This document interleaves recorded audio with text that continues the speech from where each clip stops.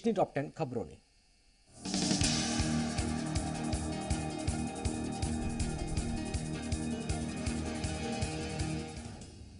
ભારત વધુ 83 તેજસ વિમાન ખરીદશે। 48,000 કરોડના ખર્ચે વધુ 83 તેજસ વિમાનની ડીલને મંજૂરી અપાઈ છે। પીએમ મોદીની અધ્યક્ષતામાં મળેલી સીસીએસની બેઠકમાં આ ડીલને મંજૂરી મળી છે। પીએમ મોદીએ કહ્યું કે આ ડીલથી આપણા સશસ્ત્ર દળોની ક્ષમતામાં સુધારો થશે, સ્વદેશી રક્ષા ઉદ્યોગ વેગ પકડશે અને આત્મનિર્ભર ભારત અભિયાનને મજબૂતી મળશે। ખેડૂત આંદોલનનો આજે 50મો દિવસ છે। દિલ્હીના બોર્ડર પર ખેડૂતો પોતાની માંગ સાથે અડગ કૃષિ કાયદાના પગલે ખેડૂતો અને સરકાર વચ્ચે ગતિરોધ ઊભો થયો છે। સુપ્રીમ કોર્ટના નિર્ણય પર ખેડૂતો સંગઠન જે સંતુષ્ટ નથી। દેશની નદીઓમાં પ્રદૂષણથી વ્યથિત થઈ સુપ્રીમ કોર્ટે સમસ્યાનું નિવારણ લાવવા બીડું ઝડપ્યું છે। કોર્ટે યમુના નદીથી તેની શરૂઆત કરવાનો નિર્ણય કર્યો છે। યમુનામાં અમોનિયાના ખતરનાક સ્તર પર દિલ્હી જળ બોર્ડની અરજી પર સુપ્રીમ કોર્ટે સ્વયં સંજ્ઞાન લેતા તમામ નદીઓમાં પ્રદૂષણ દૂર કરવાનો નિર્ણય લીધો છે। રાષ્ટ્રીય સ્વયંસેવક સંઘના પ્રમુખ મોહન ભાગવત તમિલનાડુની મુલાકાતે। અહીં તેઓ પોંગલના તહેવારમાં સામેલ થવા પહોંચ્યા। તેમણે ચેન્નઈના કાદુમ્બડી ચિન્નમ મંદિરમાં પૂજા અર્ચના કરી હતી। તમિલનાડુના પોંગલના તહેવાર નિમિત્તે જલ્લીકટ્ટુની શરૂઆત થઈ। મદુરાઈમાં કોરોનાની ગાઈડલાઈન સાથે તેનું આયોજન। રાજ્ય સરકારે આદેશ આપ્યો છે કે ખેલાડીઓની સંખ્યા 150થી વધુ ન હોવી જોઈએ। પીએમ મોદીએ ટ્વીટ કરી ઉત્તરાયણ પર્વની શુભેચ્છાઓ પાઠવી હતી। ઉત્તરાયણનું પર્વ તમામના જીવનમાં નવી ઉર્જા અને ઉત્સાહ લાવે તેવી કામના કરી। સાથે જ કહ્યું કે ઉત્તરાયણ પર્વ પ્રગતિના નવા સોપાન સર કરનાર રહે, તમામ માટે આરોગ્યવર્ધક રહે તેવી શુભકામનાઓ પાઠવી હતી। વેચાણ કરારનો ભંગ થાય, બિલ્ડર ખરીદનાર સાથે મનમાની નહીં કરી શકે। બિલ્ડરને 9% વ્યાજ સાથે રકમ પરત આપવી પડશે। બિલ્ડરોની શરતો માનવા ગ્રાહકોને મજબૂર ન કરી શકાય। સુપ્રીમ કોર્ટે પોતાના એક ચુકાદામાં આ નિર્ણય આપ્યો છે। આંતરધર્મી લગ્ન કરવા ઈચ્છતા દંપતીઓ માટે રાહતરૂપ ચુકાદો। લગ્ન નોંધણી કાર્યાલયમાં નોટિસ જાહેરમાં લગાવવી કે નહીં તે વૈકલ્પિક રહેશે। દંપતી નક્કી કરશે કે નોટિસ લગાવવી કે નહીં। અલ્હાબાદ હાઈકોર્ટનો આ ચુકાદો। મધ્યપ્રદેશના કોંગ્રેસના નેતા સજ્જનસિંહ વર્માએ યુવતીઓના લગ્નની ઉંમર 18થી વધારી 21 કરવા પર વિરોધ નોંધાવતા અજીબોગરીબ નિવેદન આપતા કહ્યું કે 15 વર્ષની ઉંમરે છોકરીઓ પરિપક્વ થઈ જાય છે, ત્યારે તેમના લગ્ન 21 વર્ષની ઉંમરે શા માટે થવા જોઈએ। કેન્દ્ર સરકારના મહત્વાકાંક્ષી સેન્ટ્રલ વિસ્ટા પરિયોજના અંતર્ગત નવા સંસદ ભવનનું નિર્માણ કાર્ય આવતીકાલથી શરૂ થશે।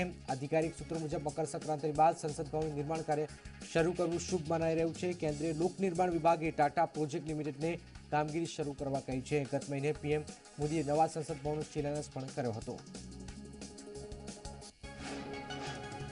હરિદ્વારમાં પવિત્ર સ્નાન માટે ભક્તો ઉમટ્યા હતા। ગંગા સ્નાન, વ્રત, કથા, દાન, પુણ્ય સાથે ભગવાન સૂર્યની ઉપાસના કરવાનું અનોખું મહત્વ। ઉત્તરાયણ પર શુભ મુહૂર્તમાં સ્નાન કરવાનું ખાસ મહત્વ।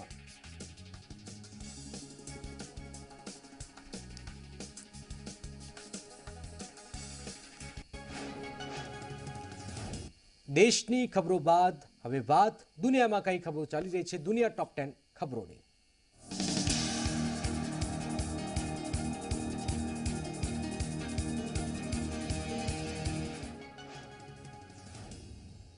અમેરિકાના રાષ્ટ્રપતિ ડોનાલ્ડ ટ્રમ્પ વિરુદ્ધ મહાભિયોગની પ્રક્રિયા શરૂ કરવાનો પ્રસ્તાવ હાઉસ ઓફ રિપ્રેઝેન્ટેટિવમાં પસાર થઈ ગયો છે। તેની સાથે જ ટ્રમ્પ 245 વર્ષના અમેરિકી ઇતિહાસમાં એવા પ્રથમ રાષ્ટ્રપતિ બન્યા કે જેમની સામે એક જ કાર્યકાળમાં 2 વખત મહાભિયોગ ચલાવાયો છે। સંસદ પર હુમલા મામલે ટ્રમ્પ પર ભીડને ઉશ્કેરવાનો આરોપ છે। કેટલાક રિપબ્લિકન સાંસદોએ પણ ટ્રમ્પ પર મહાભિયોગની પ્રક્રિયા ચલાવવાની સમર્થનમાં વોટ કર્યા છે।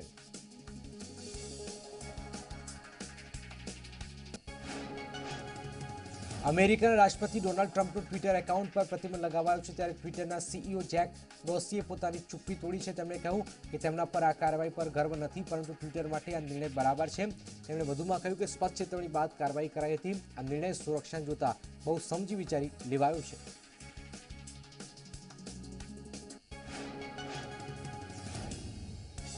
અમેરિકામાં ટ્રમ્પને વધુ એક સોશિયલ મીડિયા પરથી બેન કરાવ્યા છે। ટ્રમ્પને સ્નેપચેટ પરથી પણ સંપૂર્ણ રીતે સ્થાયી રૂપે બેન કરી દેવાયા છે। અમેરિકી સંસદની હિંસા બાદ ટ્રમ્પની મુશ્કેલીમાં વધારો થઈ રહ્યો છે।